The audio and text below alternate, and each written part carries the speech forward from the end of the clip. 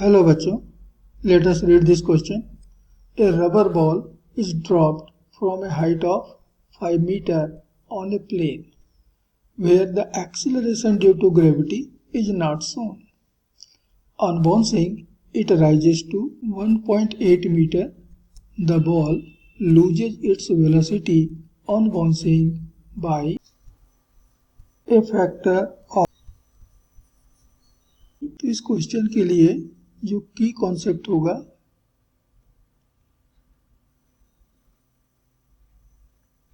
वह है law of conservation of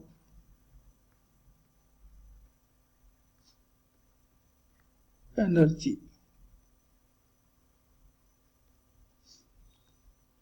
तो चलिए हम मान लेते हैं let mass of the ball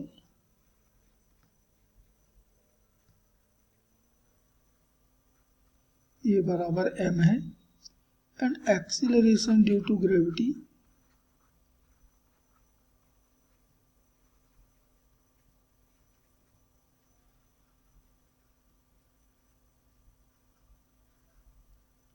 ये स्मॉल g है। तो मान लीजिए कि एक बॉल हमने h1 हाइट से रिलीज किया,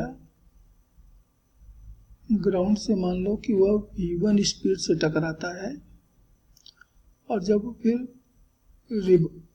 रिबाउंड होता है तो रिबाउंड होने की वेलोसिटी मान लेते हैं उसकी v2 है और इसके कारण वह h2 हाइट तक पहुंचता है। तो हमें दिया हुआ है कि h1 is equal to 5 metre और h2 is equal to 1.8 metre. ये दो डेटा हमको और दिए हुए हैं। So from law of conservation of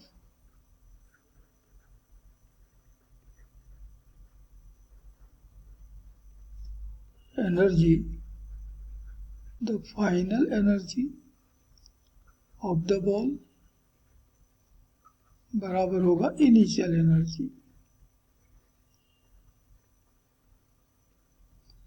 तो फाइनल एनर्जी उसकी हो रही है half mv1 square in the form of kinetic energy, जबकि इनिशियल एनर्जी उसके पास था mgh1 in the form of potential energy. तो m और m तो यहाँ से कैंसिल हुआ and therefore v1 the velocity of fall is equal to √2gh1। इसी तरह से हमने मान लिया कि लेट वेलोसिटी ऑफ रिबाउंड्स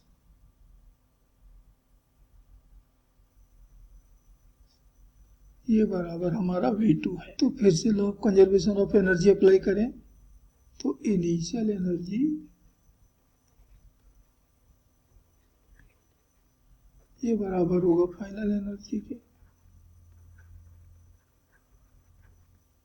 तो इनिशियल एनर्जी अब है हाफ mv2 स्क्वायर, जबकि फाइनल एनर्जी है mgh2। m फिर कैंसिल और तब v2 बराबर मिल रहा है √2gh2। तो यहाँ से हम v2 को v1 से डिवाइड कर दें तो √2gh2 अपॉन √2gh1। तो √2g तो कैंसिल हो गया तो बचा √h2/h1 दिया हुआ है 1.8 और ये 5। डेसिमल पॉइंट हटाएं तो 18/50, 2 से कैंसिल किया 9, 2 से कैंसिल किया 25। तो हमको मिल रहा है रूट निकालने के बाद 3/5 and therefore v2 value of v2 is 3v1/5 यानी इतनी वेलोसिटी के साथ में वो रिबाउंड होता है। And therefore fraction loss of velocity ये बराबर होता है change in velocity upon initial velocity. तो चेंज इन वेलोसिटी आ गया v1 माइनस अपॉन v1, तो v1 माइनस 3/5 v1 v2 की वैल्यू रख दिया अपॉन v1। तो v1 तो कैंसिल हो गया 1 minus 3/5 so it is equal to 2/5। तो इतना फ्रैक्शन वेलोसिटी में लॉस हो रहा है, and therefore this is answer of this question. तो हम यह देख रहे हैं कि हमारा फाइनल आंसर आ रहा है ऑप्शन बी, ये करेक्ट ऑप्शन होगा, and this is final answer of this question. Hope you understood it well. Best of luck.